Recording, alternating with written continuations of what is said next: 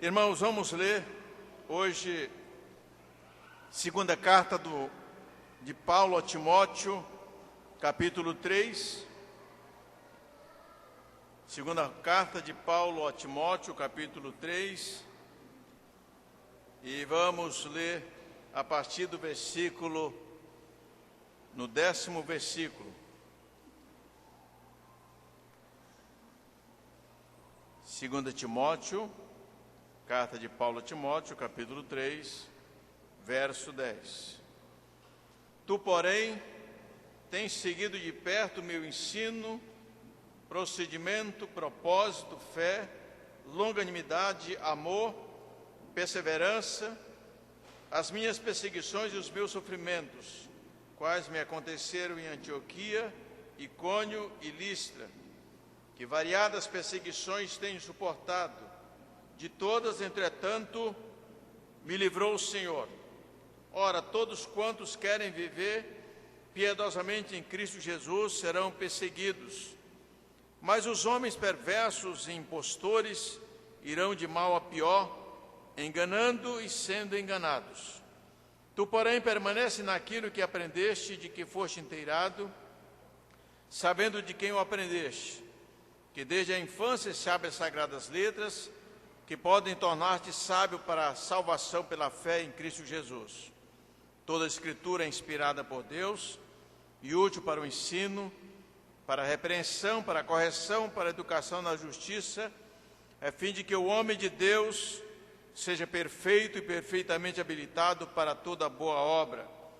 Conjuro-te perante Deus e Cristo Jesus, que há de julgar vivos e mortos, pela sua manifestação e pelo seu reino. Prega a palavra, insta, quer seja oportuno, quer não, corrige, repreende, exorta com toda longanimidade e doutrina, pois haverá tempo em que não suportarão a sã doutrina. Pelo contrário, cercar-se-ão de mestres segundo as suas próprias cobiças, como que sentindo coceira nos ouvidos, e se recusarão a dar ouvidos à verdade, entregando-se às fábulas. Tu, porém, sê sóbrio em todas as coisas, suporta as aflições, faz o trabalho de um evangelista, cumpre cabalmente o teu ministério. Amém. Irmãos, quando Jesus Cristo estava prestes a ser entregue nas mãos dos pecadores para ser morto por nós, ele fez uma oração que nós chamamos a oração sacerdotal no capítulo 17 do livro de João, do Evangelho de João. E Jesus faz uma oração principalmente em favor dos seus discípulos. E diz para Deus, para que os seus discípulos sejam um, assim como ele e o Pai têm a mesma unidade, vivem em comunhão. Ele diz que ele ora para que os discípulos tenham comunhão, para que o mundo creia, para que o mundo se converta, para que o mundo conheça quem é Deus, através da união, da manifestação da graça de Deus, da comunhão dos irmãos, da igreja. E na medida em que a igreja vai caminhando nessa unidade, nessa harmonia de pensamento, de fé, de propósito, consequentemente o mundo vai sendo transformado, o mundo vai sendo abençoado através dessa transformação da igreja.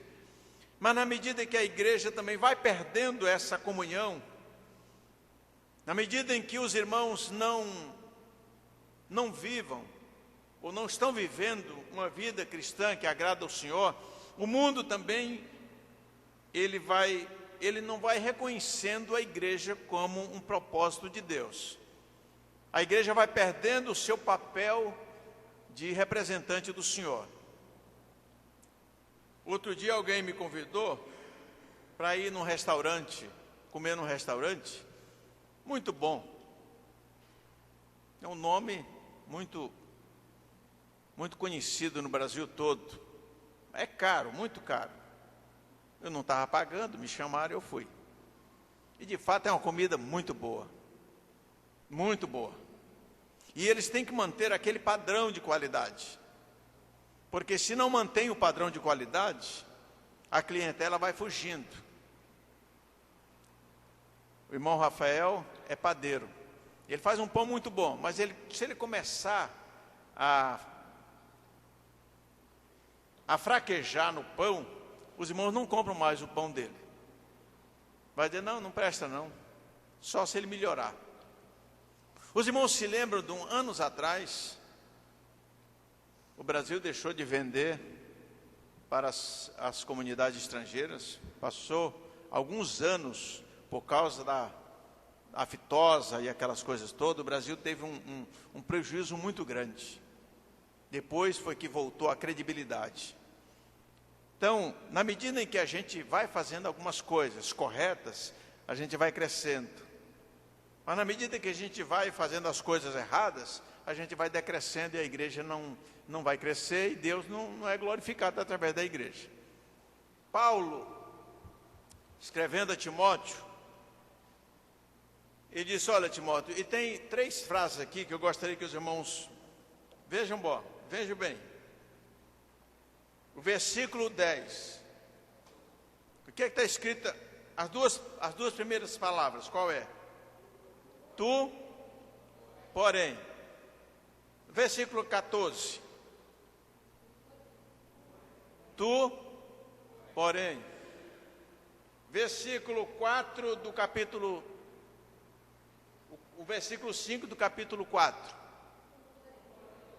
Tu, porém. Mas no início do capítulo 3, verso 1 do capítulo 3, diz o quê? Sabe, porém. Coloca aí, irmã. 3:1. 3:1. Sabe, não. Não, aí está João. É 2 Timóteo. Vamos esperar ela colocar. Aqui tudo é na tecnologia. O negócio aqui está... A irmã está demorando muito. Eu vou demitir ela do cargo.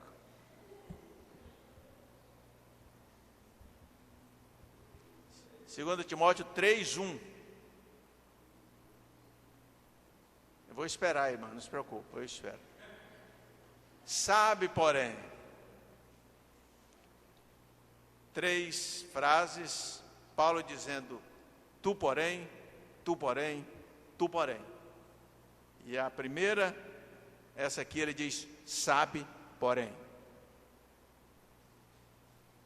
Diante de todas as coisas que Paulo está dizendo para Timóteo, ele diz uma frase, lá no versículo, deixa eu ver se eu encontro, né? Mas ele diz assim, foge também destes. Foge também destes. Está escrito no... Eu vou achar.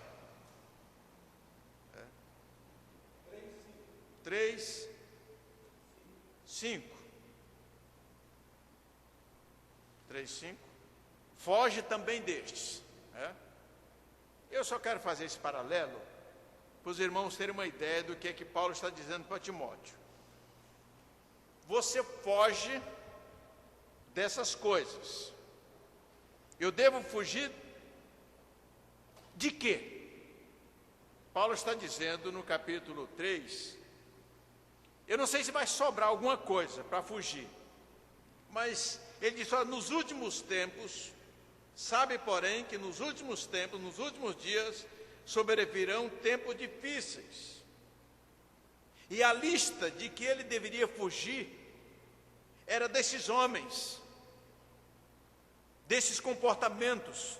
E ele cita aqui muitos, ele cita, você foge do homem egoísta, você foge do homem avarento, você foge do homem jactancioso, do arrogante, do blasfemador, do desobediente aos pais, você foge dos ingratos, dos irreverentes, dos desafeiçoados, dos implacáveis, dos caluniadores, daqueles que não têm domínio de si, dos cruéis, dos que são inimigos do bem, dos traidores, dos atrevidos, dos infatuados. Você foge daqueles que têm forma de piedade, de piedoso, mas não são piedosos. Foge dos amigos dos prazeres. Foge daqueles que se aproveitam de mulheres sobrecarregadas de pecados. Foge dessas pessoas. Foge também destes. O quê? De quem mais? De quem gosta de contendas. Timóteo, foge de contendas, foge daqueles que têm falatório inútil, que gosta de dizer coisa por coisa. Foge daquele que tem linguagem que corrompe, que corrói, que destrói. Foge dos que pervertem a fé. Foge daqueles que têm paixões da mocidade. Foge daqueles que têm questões insensatas e absurdas. Foge dessas pessoas. Por que Paulo está dizendo? Porque são homens corrompidos na mente. Pessoas corrompidas na mente, homens reprovados quanto à fé. Homens que não irão avante. Homens conhecidos pela sua insensatez, pela sua forma de ser. Homens que não chegam a conhecer a verdade e não vão a lugar algum. Homens que negam o poder. Ele diz, foge dessas pessoas. Por que eu comecei a nossa preleção a respeito disso, irmãos? É porque a igreja precisa fugir de todas essas coisas, senão ela não glorifica a Deus. Senão ela não diz que é a luz do mundo, o sal da terra. Aí Paulo diz, tu porém, diante de todas essas coisas que os homens estão fazendo, diante de todas essas coisas que os homens estão praticando todo dia, você deve fugir disso. Tu, porém, uma conjunção, conjunção que pode ser traduzida como mais, todavia, contudo. Ela pode ser colocada no meio de qualquer frase, mas ele disse, olha, tu, porém, Timóteo, diante de todas essas coisas, diante de tudo que está acontecendo, seja um homem firme, um homem diferente. Eu estava conversando essa semana, quarta-feira, com o irmão Sandro e a irmã Mari, a respeito de algumas coisas. Estamos fazendo o discipulado e ele disse, pastor, eu estou tentando pregar para os meus amigos, mas eu estou tentando mudar para que eles vejam em mim a transformação, para que eles creiam em Jesus. E eles devem conhecer um outro Sandro, uma outra pessoa, não aqueles que eles conheceram anos atrás.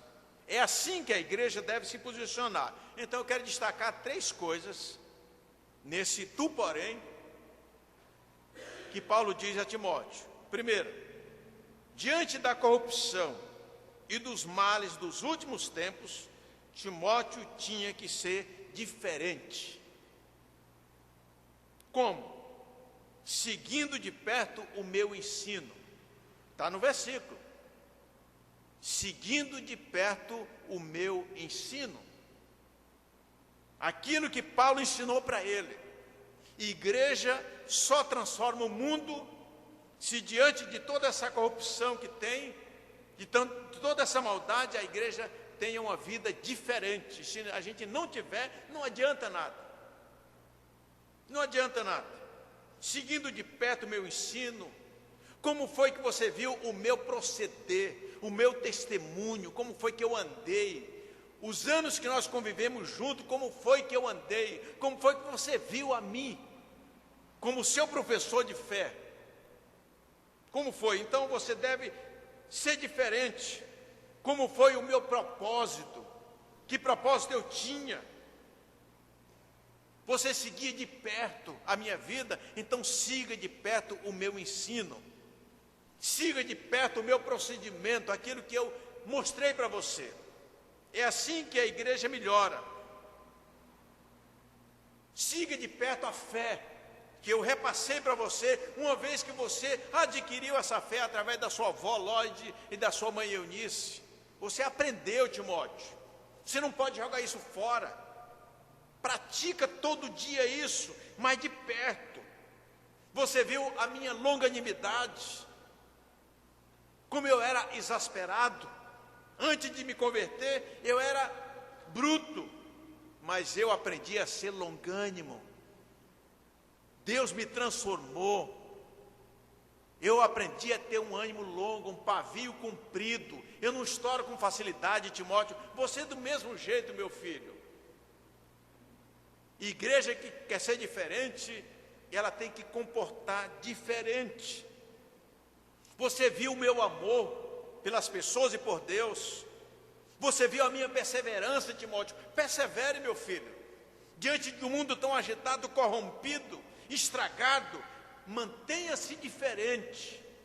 Mantenha-se com comportamento, palavra, gesto, atos diferentes. A sua vida tem que ser diferente. Tu, porém, deve ser diferente. Eu gosto quando Paulo fala essas coisas, porque ele fala da praticidade, irmãos. Não é da coisa teórica, não, é na prática. Você viu, Timóteo, como foi o meu proceder? Você andou comigo. Você seguiu de perto. Você viu o meu sofrimento. Você viu a minha perseverança, o meu labor. Faça aquilo que eu lhe ensinei, meu filho. Anda na contramão do mundo. E os irmãos entendem, igual eu entendo, e às vezes muitos até mais, do que está acontecendo no mundo. A desordem é grande. Eu estava lendo hoje uma parte da revista Veja, e tem a entrevista de um roqueiro satanista. Ele mora nos Estados Unidos, ele é europeu, mas vive do rock. Ele vai estar no Brasil agora, daqui 2, 3 meses. Ele é satanista. Ele diz: eu fiz um pacto com Satã. Eu dei a minha alma para ele, para que ele pudesse me ajudar. Eu consagrei a minha voz para ele, por isso que a minha voz é boa. Ele tem 60 anos. Mas ele disse: eu sou dele. E ele vai vir para o Brasil. Ele vai cantar.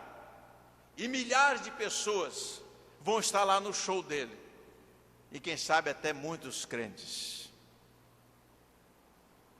Irmãos, a nossa posição como igreja tem que ser diferente, irmãos.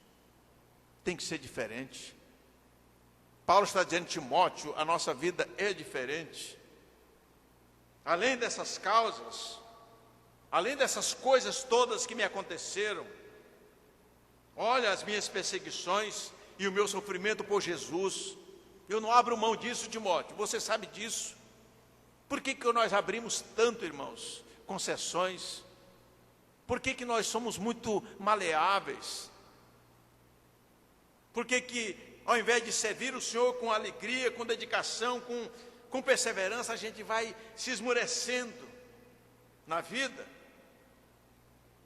Ele disse: ó, Timóteo, você viu isso tudo na minha vida,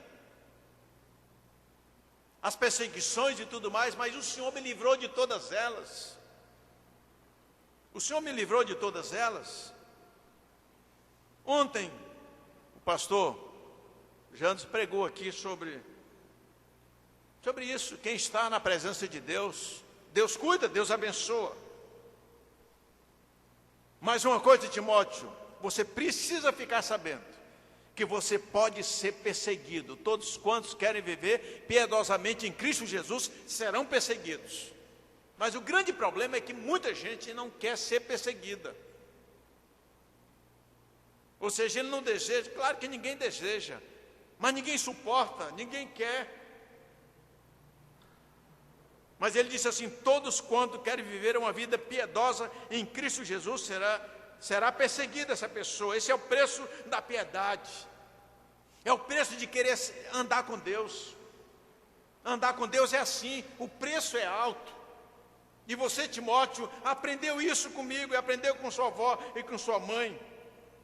O resultado do homem perverso, Timóteo, é indo de mal a pior, enganando e sendo enganado. Mas você anda diferente, meu filho. O mundo, irmãos, está andando realmente, está numa enxurrada grande. Os irmãos viram a última enxurrada que deu no Peru esses dias? Levando casa, carro, levando tudo. E diante de uns escombros muito feios, uma senhora acabou se salvando toda enlameada. Acho que os irmãos viram ali como é que é. Paulo está dizendo, é o preço, né? Porque esses homens, eles vão sendo enganados cada dia mais. Mas, Timóteo, você permanece na linha de frente. Segunda coisa, tu, porém, diante da inspiração e do valor utilizado pelas Escrituras, você, Timóteo, tem que permanecer naquilo que você aprendeu. Permanecer, a arte de permanecer. Nós temos que constantemente estar praticando essa arte. É um exercício de permanecer, porque muita gente não permanece, muita gente pula fora. Paulo citou, numa das suas cartas, Demas, que foi um discípulo. Ele disse: Demas amou o presente século e me abandonou. Os irmãos viram no penúltimo sermão que eu preguei sobre a multidão que deixou Jesus? Ele ficou só. Por quê? Porque é muito bom andar com a multidão.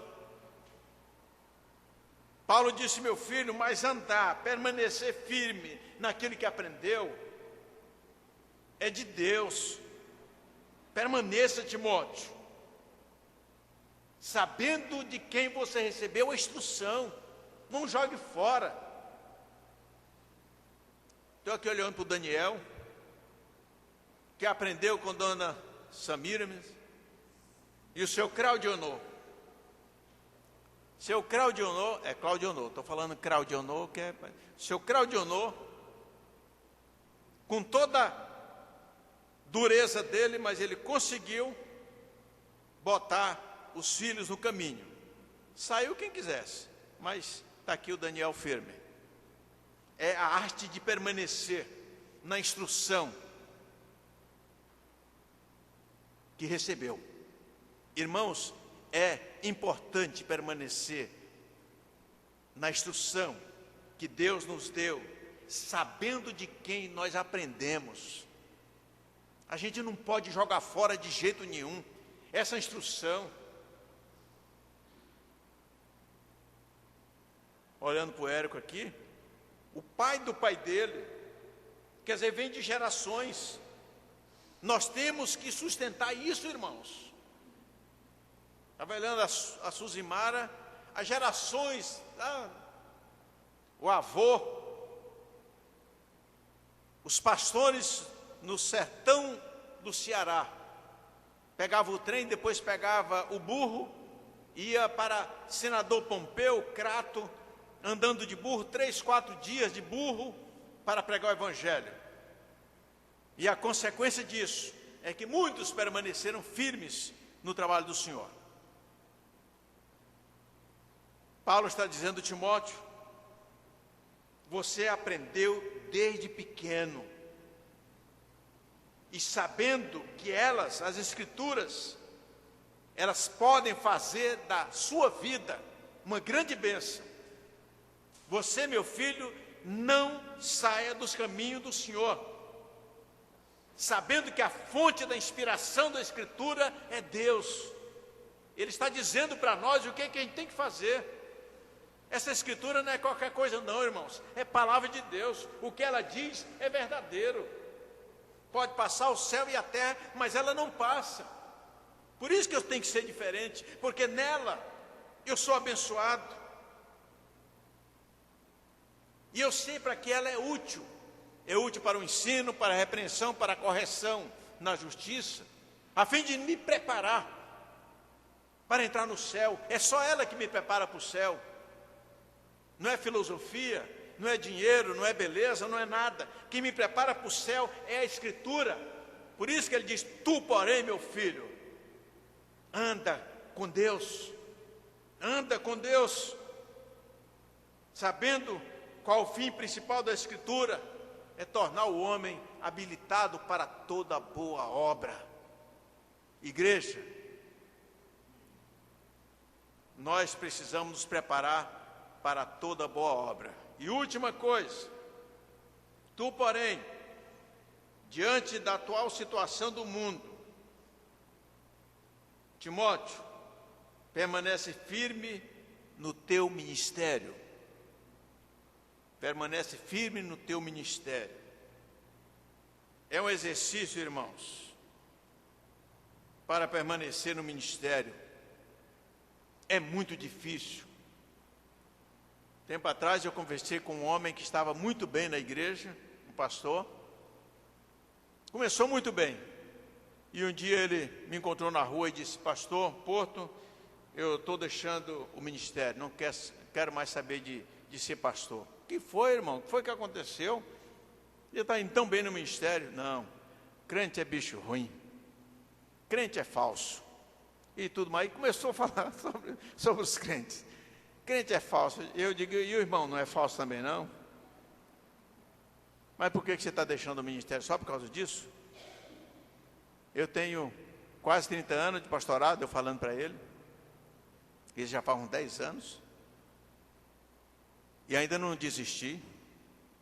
E já encontrei muita coisa difícil. Mas eu também sou difícil com Deus. Mas, irmãos, muita gente, muitos pastores estão deixando o ministério. Paulo está dizendo para ele: meu filho Timóteo, permanece firme, cumpre cabalmente o teu ministério, meu filho. Cumpre cabalmente. Tu, porém, ser sóbrio com todas as coisas, suporta as aflições, faz o trabalho de um evangelista, cumpre cabalmente o teu ministério. Na verdade, irmãos, é muito difícil ser pastor sério diante de Deus. É muito difícil.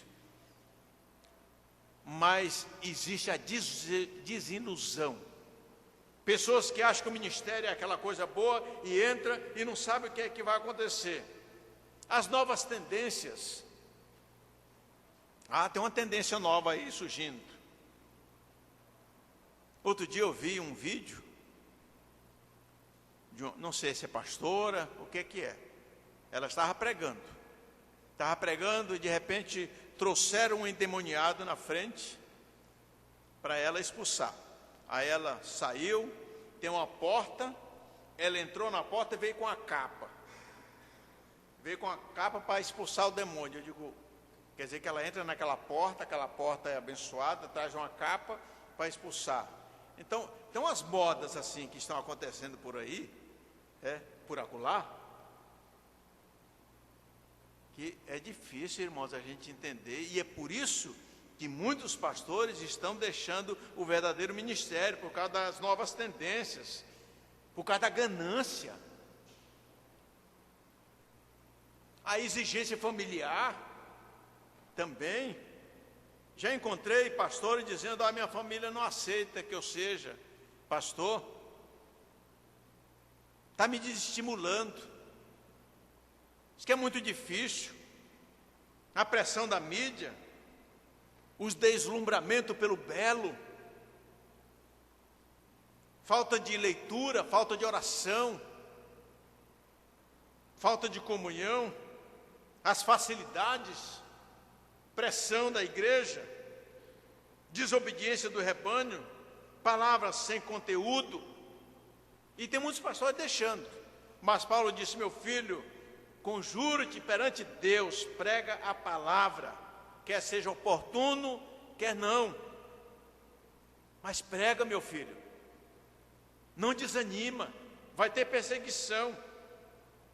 Mas o teu ministério, Timóteo, deve ser para corrigir, para repreender, para exortar com toda longanimidade.